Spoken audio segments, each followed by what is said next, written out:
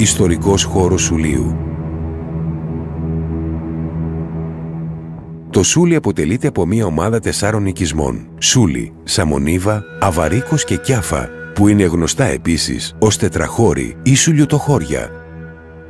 Βρίσκονται σε μια κατεξοχήν ορεινή και παλαιότερα δύσβατη περιοχή στα όρια των νομών Θεσπρωτείας, Πρεβέζης και Ιωαννίνων. Οι πρώτες εγκαταστάσεις δημιουργήθηκαν γύρω στον 16ο αιώνα.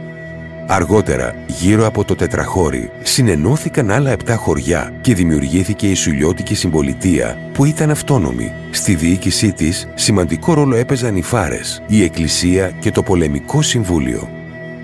Η κοινωνία ήταν οργανωμένη σε φάρες, οικογένειες, από τις οποίες σπουδαιότερες ήταν αυτοί του Τζαβέλα, του Μπότσαρη, του Δακλή και του Ζέρβα.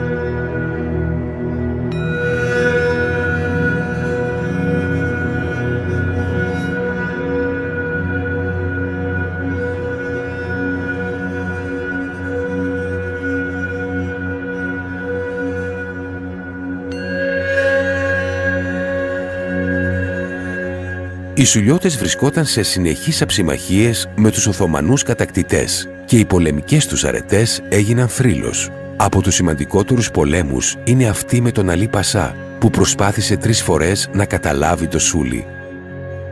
Το 1803, μετά από συνθηκολόγηση, αναγκάστηκαν να εγκαταλείψουν την πατρίδα τους. Λίγο πριν την παράδοση του Σουλείου, ο καλόγερος Σαμουήλ, σε μία πράξη αυτοθυσίας και ηρωικής αντίστασης, ανατείναξε τη μονή της Αγίας Παρασκευής.